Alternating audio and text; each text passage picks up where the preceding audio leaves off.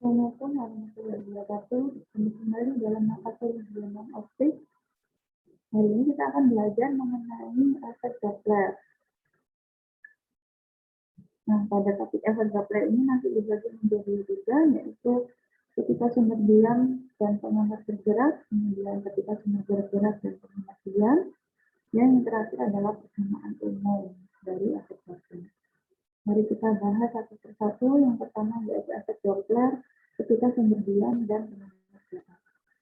Nah, yang pertama ini ketika pengamatnya bergerak menjauh, ya. Jadi pada gambar bisa dilihat di sini adalah sumber gelombangnya, kemudian ini pengamat observernya, ya, dia bergerak menjauhi sumber dengan kecepatan U0. Sedangkan kecepatan gelombang bumi ini sebesar cs. Nah, kecepatan gelombang bumi relatif terhadap pengamat, jadi pengamat ini menganggap kecepatan gelombang bumi adalah sebesar cs min U0. Ya. Kita asumsikan bahwa U0 ini lebih kecil dari kecepatan gelombang bumi. Nah, dalam kasus sumber bumi diam, maka pola gelombang yang dihasilkan oleh sumber bumi yang diam ini seperti ini. Jadi sama, ya, jari-jarinya di setiap titik itu sama dan bersifat isotropik. Kita seperti ini. Nah, kalau bersifat isotropik seperti ini, maka panjang gelombang itu di setiap titik itu sama, yaitu besarnya adalah cs per mu 0. Ya. Nu ini adalah frekuensi, ya. Jadi ini bukan kecepatan tapi ini mu 0. Nu-nya atau frekuensinya sumber bumi. Kecepatan bumi di udara dan frekuensi sumbernya. Baik pengamat yang diam maupun yang bergerak ini akan mengamati panjang gelombangnya sama, ya, karena di sini isotropik, jadi panjang gelombangnya sama baik diamati oleh pengamat maupun baik diamati oleh pengamat yang diam maupun yang bergerak sama. Panjang gelombangnya adalah sebesar cs per mu0. Namun di sini pengamatnya kan tidak lain bergerak, ya, sehingga dia kecepatan gelombang bumi menurut pengamat itu adalah cs min U0 per nu aksen. Nu aksen di sini adalah frekuensi yang didengar oleh pengamat. Sehingga jika kita rubah, ya, persamaan ini menjadi nu aksen sama dengan, maka akan menjadi seperti ini, cs min U0 per cs kali nu 0. Nu 0 ini adalah frekuensi sumbernya, kemudian cs kecepatan bumi di udara, dan U0 ini kecepatan pengamat. Aksen adalah frekuensi yang didengar oleh pengamat. Dari sini kita bisa bandingkan, ya, frekuensi yang didengar oleh pengamat itu ternyata lebih rendah daripada frekuensi asli yang dipancarkan oleh sumber. Kita lanjutkan untuk pengamat yang bergerak mendekat sekarang. Kecepatan gelombang relatif terhadap pengamat ini, kalau tadi minus, maka dia menjadi plus karena berlawanan arah, ya. Kalau sebelumnya dia menjauh itu minus, maka ketika dia mendekat, kecepatannya menjadi positif. Sehingga di sini cs plus U0, kita asumsikan U0-nya ini negatif, ya, karena yang tadi itu positif, sekarang negatif. Panjang gelombangnya sama dengan cs per mu0, kita tinggal ganti saja tadi minus, sekarang positif. Nah, sehingga ini, kalau dicari nu aksennya seperti ini, cs plus U0 per cs kali mu0. Nah, di sini berkebalikan, ya, ketika pengamat menjauh tadi minus, dia frekuensi yang didengarnya lebih rendah.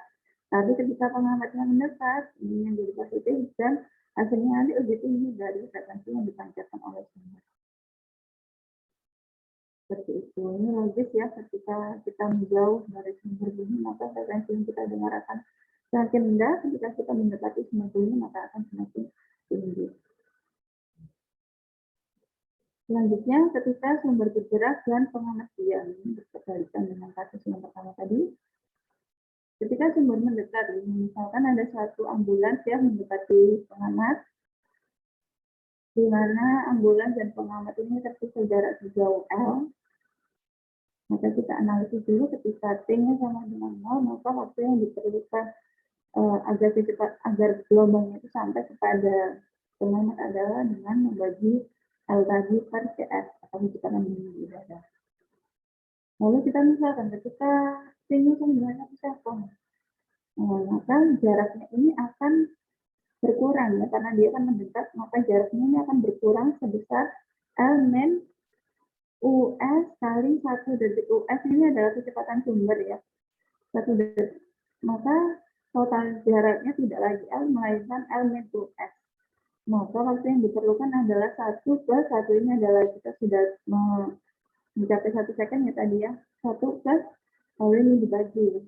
Panjangnya menjadi L min US per CS. Nah, selama periode 1 detik tadi itu sumber bumi telah memancarkan gelombang dengan frekuensi 0 yang didengar pengamat dalam 1 second tadi ya, ke 1 min 0 atau 1 min US per CS. Nah, frekuensi yang didengar pengamat adalah seperti ini. Aksen sama dengan 0 kali 1 per T1 min T0. Lalu kita substitusi ya T1 min T0 dengan 1 min US per CS. Nanti akan didapatkan ini. Aksennya sama dengan CS per CS min US kali 0. Nah, ini frekuensi yang didengar pengamat lebih tinggi dari frekuensi yang dipancarkan oleh sumber.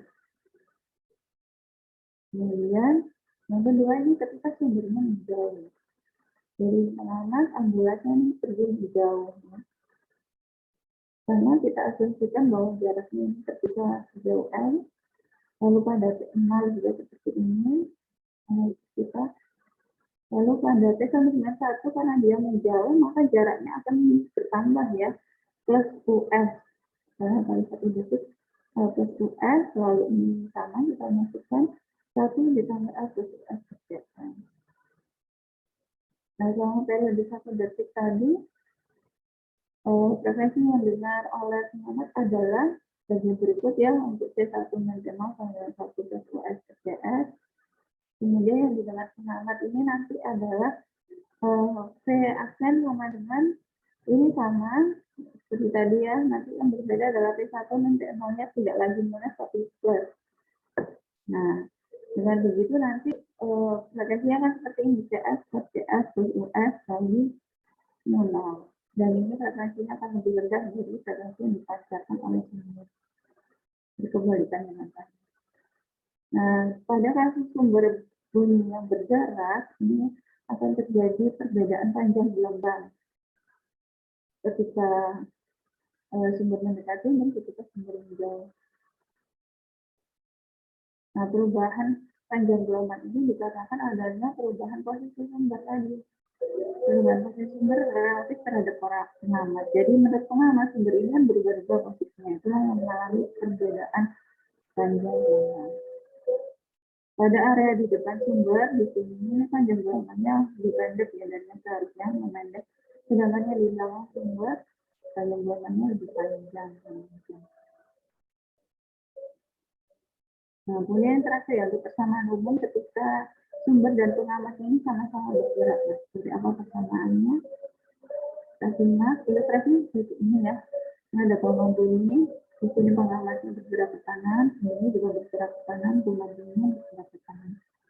Nah, maka persamaan umumnya seperti ini ya.